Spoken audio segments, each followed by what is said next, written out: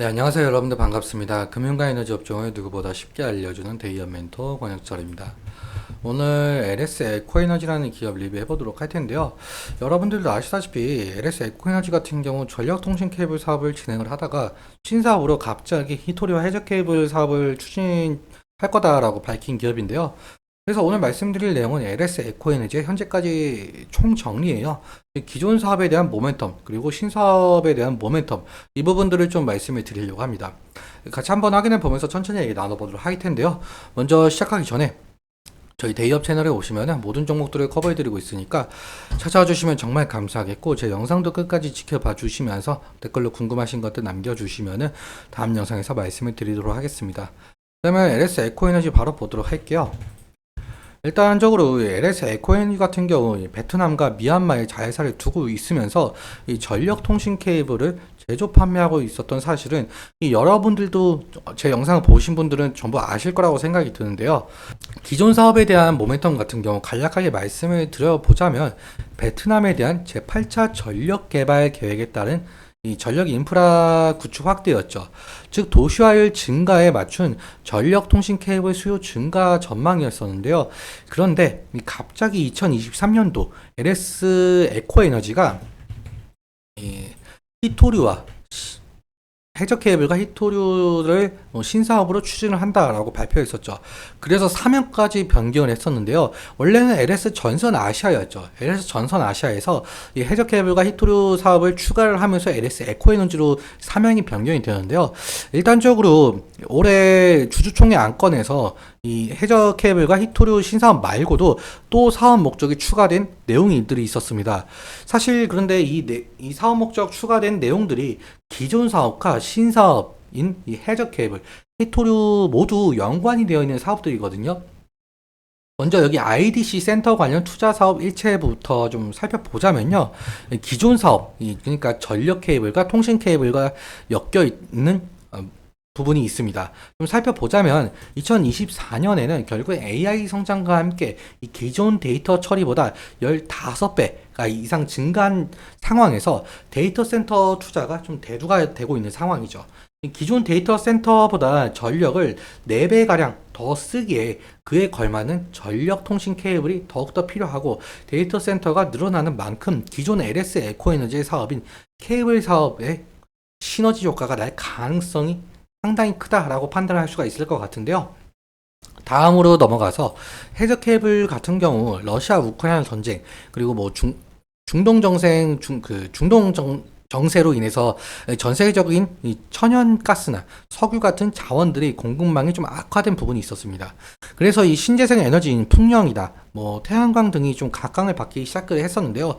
이 중에서 해상 풍력 발전을 꾀하는 나라들이 상당히 많아졌습니다. 심지어 우리나라도 마찬가지로 이 100조 원에 달하는 초대형 시장이 열린다라고 하는데요. 이러한 부분에 있어서 해상풍력 발전으로 전기가 생산이 된다라고 한다면, 이 바다에서 육지로 대규모로 전력을 끌어다 올 수 있는 이 해저 케이블이 상당히 관심을 받고 있어서 제2의 모멘텀이라고 말할 수 있었던 것 같습니다. 아무튼 다음으로 넘어가서 히토류 같은 경우에 있어서는 첨단 산업이 반도체, 그리고 2차 전지 등에 들어가는 만큼 전략 자산이죠. 히토류 생산량 1위 국가가 중국인 건 여러분들 모두 다 아시는 내용이라고 생각이 드는데요. 현재 미국에서 중국의 성장을 억제하기 위해서 트럼프 때는 이 무역 전쟁, 그리고 바이든 때는 반도체 수출 금지를 행했었죠. 이에 맞서서 중국은 전략 자산인 히토류를 무기화하고 다른 국가의 수출을 금하는 전략을 내세우고 있었는데요. 여기서 우리 한국은 히토류 의존도가 중국의 80% 달하고 있는 만큼 중국의 의존도가 상당해서 중국이 수출을 금한다라고 한다면 상당 기업들이 손해를 보일 수밖에 없는 구조였었죠. 그래서 이 LS 에코에너지 같은 경우는 베트남 광산 업체와 계약을 하면서 공급망에 문제가 없도록 만들었었는데요. 사실 히토류 관련해서는 이 신사업 추진 중인 합금 소재 일체와도 좀 관련이 있습니다. 히토류 중에서 이 네오디뮴이라는 원소가 있는데요. 이 네오디뮴은 이 붕소와 철을 합금해서 만든 것이 네오디뮴 연구 자석입니다. 히토류 사업을 통해서 이 네오디뮴 연구 자석을 만들겠다는 말인 것 같은데요. 이 네오디뮴 연구 자석 수요가 점차 늘어나고 있는 형편이죠.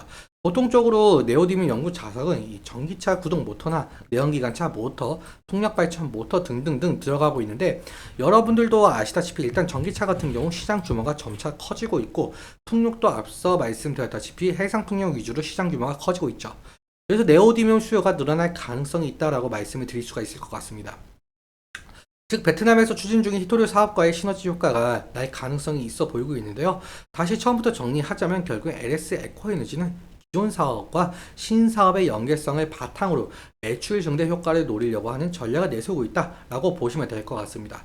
그러면 차트와 수급적인 부분 함께 보도록 할게요. LS 에코에너지 같은 경우 지금 상당한 상승의 모습을 좀 보여주고 있죠. 지금 원래 같은 때도 상당한 상승 모습 보여줬는데 지금 올해 들어서 다시금 상승의 길이 열려져 있었습니다. 그래서 과열까지 일어난 모습을 보이고 있는데 일단 수급부터 함께 보자라고 해본다면은 사실 지금 외국인의 매수세가 상당 부분 보이고 있죠. 거의 한 달 사이에 120만 주를 매수하고 있고 지금 7 거래일 동안 지금 순매수세를 보이고 있는데요. 그래서 만약에 이 외국인의 매수세가 상당하다 보니까 이 물량이 만약에 매도세로 전환이 된다라고 한다면은 상당 부분 좀 하락 조정이 나올 가능성도 좀 배제할 수는 없을 것 같습니다. 그리고 이 기타 법인에서 여태까지 지속적으로 매수한 모습을 좀 보실 수가 있겠는데 1월부터였었죠. 올해 1월부터 사실 제가 이 부분에 관련해서는 몇 번 말씀을 드렸는데요. 이 기타 법인에서 매수한 것은 LS 전선이다 라고 밝혀졌었죠. 일단 LS 전선에서 매수하고 있는 이유 같은 거를 저희가 판단을 해봐야 되는데 사실상 LS 전선에서 우리가 왜 이렇다 할 입장은 밝혀지진 않았죠. 하지만 우리는 예측을 할 수가 있겠는데 제가 그 예측한 부분을 3월 15일 영상에서 좀 말씀을 드렸었어요. 일단 제가 예측한 부분이다 보니까 어느 정도 참고만 해주시고 제가 예측하기로는 지금 현재 LS 에코에너지는 LS 전선은 지금 2세 경영에 있는데 3세 경영으로 넘어가면서 지배구조 개편 쪽으로 가려고 하는 상황 아닌가라고 생각이 들거든요. 그 부분 관련해서 제가 영상으로 말씀을 드렸기 때문에 만약에 이 관심 있으신 분들은 3월 15일 영상 봐주시면 감사할 것 같고 아무튼 다시 차트로 넘어가서 사실상 과열 구간이다 보니까 지금 단기적으로 보실 분들은 지금 신고가 부근이기도 하죠. 단기적으로 보실 분들은 여기 5일선, 5일선 밑으로 지지라인이 이탈을 하게 된다라고 한다면 리스크적인 관리는 필요하겠죠. 그리고 사실상 LS 에코에너지 같은 경우 신고가 부근에 해당을 하다 보니까 차익 실현 매물이 꾸준하게 나올 수 있다는 점, 그 점 염두에 두시면서 오늘은 여기까지 말씀을 드리고 오늘 내용 여러분들께 도움이 되셨다면 구독과 좋아요 부탁드리면서 말씀드린 내용과 차트적인 부분에 대해서는 제 개인적인 견해가 있을 수밖에 없기 때문에 여러분들의 주관적인 견해와 함께 투자를 현명한 선택하셨으면 좋겠습니다. 오늘도 시청해주셔서 감사하고 지금까지 멘토 권혁철이었습니다. 감사합니다.